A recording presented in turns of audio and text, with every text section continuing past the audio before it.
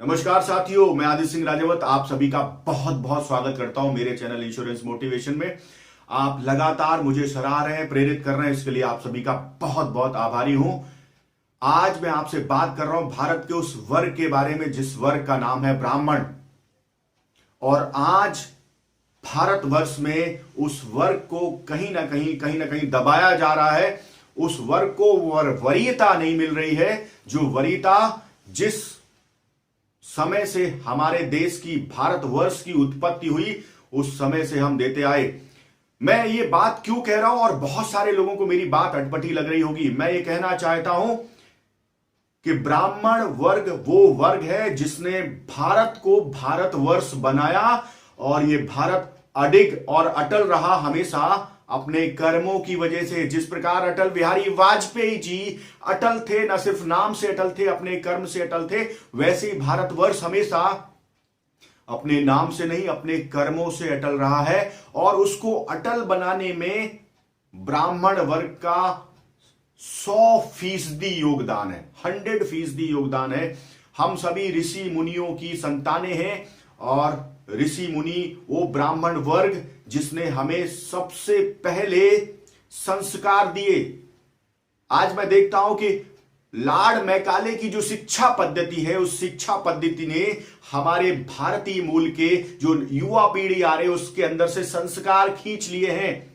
आप बुजुर्ग हो या आप युवा हो, किस तरीके से लोग आपके साथ रिएक्ट करते हैं आप सोचिए। और वही आप देखिए कि आज के 25-30 साल पहले एक छोटा बच्चा जब अपने दादाजी से बात करता था, अपने नाना जी से बात करता था, अपने पिताजी से बात करता था, अपने चाचा जी से बात करता था, तो उसके बात करने के तरीके में क्या अंतर है पहले और आज, ये आप देखिए। ब्राह्मण वर्ग ने हमें सबसे पहले संस्कार दिए। जन्म से ही जैसे जन्म होता था हमें संस्कार दिए जाते थे, संस्कार दिए, उसके बाद हमें शिक्षा दी।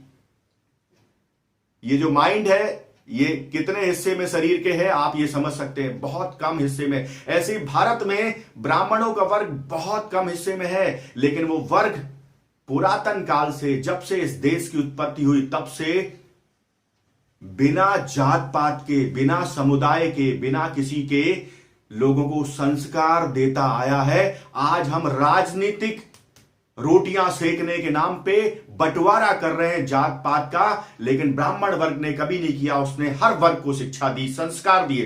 संस्कार दिए सबसे पहले वो संस्कार दिए जिन्होंने हमें हमारी जड़ों तक पहुंचाया और मजबूत बनाया। वो संस्कार दिए जिस संस्कारों की वजह से हम कभी किसी के सामने झुके नहीं। वो संस्कार दिए जिन संस्कारों की वजह से हम हमेशा अपने बुजुर्गों का, अपने बड़ों का सम्मान करते आए, आदर करते आए। वो संस्कार दिए जिसने कभी भाई का गला काटना नहीं सिखाया। वो संस्कार दिए जिसने हमेशा झुकना सिखाया, हमेशा आदर भाव सिखाया, प्रेम सिखाया।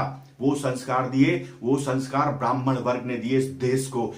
लॉर्ड मैकाले की शिक्षा पद्धति वो संस्कार खींचती चली जा रही है, और हमारे देश के राजनेता वो लॉर्ड मैकाले की शिक्षा पद्धति को बढ़ावा दे रहे हैं, और जो ब्राह्मण वर्ग की शिक्षा पद्धति का बोलबाला था इस देश को, कहीं ना कहीं उसको खोखला करते जा रहे हैं। मैं आज आपसे बात कर रहा हूं कि संस्कार दिए सबसे पहले जो हमारी जड़ों तक गए, जिन्होंने आज भी हमको जिंदा रखा हुआ है।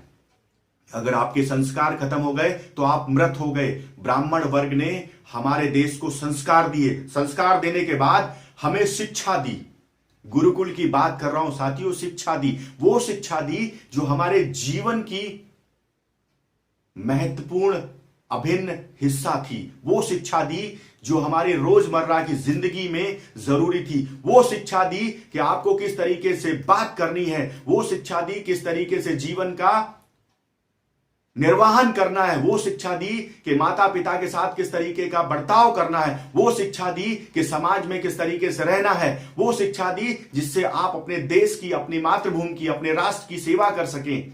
वो शिक्षा नहीं दी कि आप विदेश भक्त बन जाओ। वो शिक्षा नहीं दी कि हर बच्चा जन्म लेते ही 10 साल की उम्र आते आते बनने लगे कि मुझे इंजीनियर बनना है, डॉक्टर बनना है। वो शिक्षा दी थी कि आप राजगुरु बनो। वो शिक्षा दी थी कि आप चंद्रशेखर आजाद बनो। वो शिक्षा दी थी कि आप सुभाष चंद्र बोस बनो। वो शिक्षा दी थी कि आप अटल बिहारी वाजपेयी बनो। वो शिक्षा दी थी, वो ब्राह्मण वर्ग ने शिक्षा दी थी। और आज की शिक्षा और उस समय की शिक्षा में जमीन आसमान का अंतर। क्यों अंतर है? क्योंकि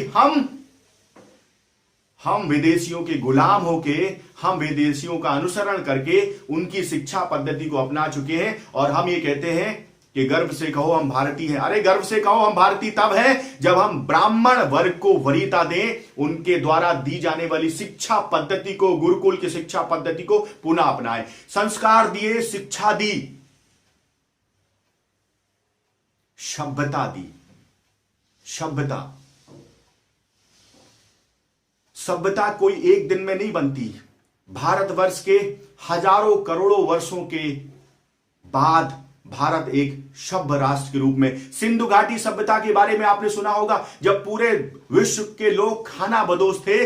आज के 5000 वर्ष पूर्व सिंधु घाटी की सभ्यता जगमगा रही थी। सिंधु घाटी पूरी दुनिया पे राज कर रही थी। उसमें सभ्यता थी, सिस्टम था, अनुशासन था। किसकी वजह से था? ब्राह्मण वर्ग की वजह से था। आपको बहुत अटपटा भी लग सकता है कि आज ये आदित्य सिंह राजावत क्या बात कर रहे हैं, लेकिन ये सत्य है, ये सच्चाई है। हमारे देश के इतिहास को छुपाया गया, हमारे संस्कारों को हमसे रूबरू नहीं होने दिया, हमारी शिक्षा पद्धति को हमसे रूबरू नहीं होने दिया, क्योंकि विदेशियों की ये चाल थी कि अगर भारत की शिक्षा पद्धति को तोड़ दोगे तो ये देश संस्कार विहीन हो जाएगा, और जब ये देश संस्कार विहीन होगा तो ये देश अपने आप गुलाम होता चला जाएगा।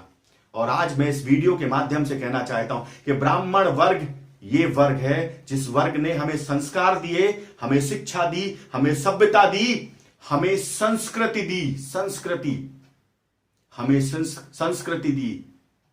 ऐसे वर्ग को अछूता क्यों राजनीतिक रोटियां सेकी जा रही हैं? क्यों उस वर्ग को अलग थलग किया जा रहा? क्यों इस बात की जाती है कि ये वर्ग से ये काम नहीं कराना, ये वर्ग से ये काम नहीं कराना? आरक्षण के नाम पे आपने क्या किया? आरक्षण के नाम पे आपने क्या किया? आपने समाज के उस सर्वोपरि वर्ग को मजबूर कर दिया उन कामों के लिए कि वो अपना भरण पोषण के लिए, अपनी जीविका के लिए कुछ और करना पड़ता। मैंने बड़े बड़े मंत्री संतरियों को देखा है मंदिरों में पुजारियों के सामने ढोक लगाते हुए।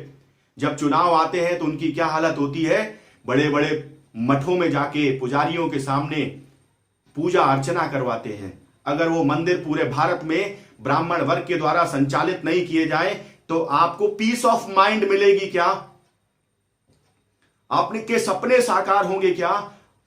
आपके अंदर थोड़े से भी संस्कार जीवित रहेंगे क्या? शायद नहीं। कोई और वर्ग चला सकता है क्या उसको? उन मंदिरों को संचालित कर सकता है कोई और वर्ग? शायद नहीं कर सकता। आप आरक्षण देते हो, राजनेताओं की बात कर रहा हूं। आप आरक्षण देते हो, किसको आरक्षण देते हो? उस वर्ग को आरक्षण देते हो। आरक्षण देना सेना में दीजिए ना आप आरक्षण, आपको पता चल जाएगा। फिर वहां पे क्यों आप ऐसे वर्ग को लेके आते हो जो युद्ध के मैदान में सदियों से लड़ता चलाया, जिसकी ब्रीड में युद्ध लड़ना, युद्ध कौशल और साहस, वीरता है। ऐसे ही मैं कहना चाहता हूं कि भारत के इस गौरवशाली इतिहास में ब्राह्मण वर्ग का सर्वश्रेष्ठ स्थान है। हम सदियों से उनको सम्मान देते आए, हम इज्जत देते आए, हम उनको पूजते आए, उनको देवी रूप समझते आए, क्योंकि जो व्यक्ति संस्कार देता है, शिक्षा देता है, सभ्यता देता है, संस्कृति देता है, उससे बड़ा कोई नहीं हो सकता। वो भगवान का एक रूप होता है। और ऐसे भगवान के रूप को भारतवर्ष ने अलग थलग कर दिया सिर्फ राजनीतिक रोटियों की वजह से, पाश्चात्य सभ्यता और संस्कृति के प्रभाव की वजह से, मीडिया के प्रभाव की वजह से। और हम बैठे हुए हैं, ये पार्टी, वो पार्टी, फलाना पार्टी, ढिकाना पार्टी, सिर्फ जुमला पहनाया जा रहा है, लोगों को मिसगाइड किया जा रहा है। जो हमारी जड़ें हैं, जब तक रूट्स पे काम नहीं होगा फ्रूट्स कभी नहीं आएंगे। जब तक रूट्स पे काम नहीं होगा फ्रूट्स कभी नहीं आएंगे। रूट्स पे काम करने की इस समय अति आवश्यकता है।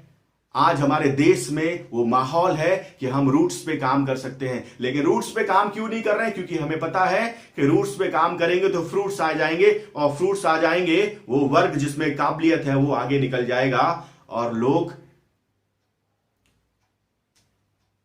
को रोटियां सेकना प्राप्त नहीं होगा। आप अपनी रोटियों की चिंता कर रहे हो, आप राष्ट्र की चिंता कर रहे हो क्या? हथियार वही चलाता है जिसको उसमें कौशल्य हो, साहस हो, वीरता हो। शिक्षा वही देता है, संस्कार वही देता है, संस्कृति वही देता है, सभ्यता वही देता है जिसने पुरातन काल से उस काम में महारत हासिल की हो, वो है ब्राह्मण वर्ग। और ऐसे वर्ग को मैं आदित्य सिंह राजावत एक राजपूत होने के नाते सत सत वंदन अभिनंदन करता हूं। और मुझे गर्व है कि मुझे उस वर्ग ने शिक्षा दी, सभ्यता दी, संस्कार दिए, संस्कृति दी। देश के लिए ऐसे वर्ग को हमेशा पूजनीय मानना चाहिए और ऐसे वर्ग को हमेशा वरीयता देना चाहिए। आज के इस वीडियो के माध्यम से आज मैं सिर्फ आपसे इतनी ही बात कहना चाहता हूं, आगे भी बात करूंगा, लेकिन एक बात जरूर कहना चाहता हूं कि राजनीतिक रोटियां सेकना बंद कर दो, राष्ट्र में उसको वरीयता दो जिसने हमेशा राष्ट्र हित के लिए काम किया हो और आज भी जो करना चाहता हो, लेकिन आप उसको मौका ही नहीं दोगे तो करेगा क्या।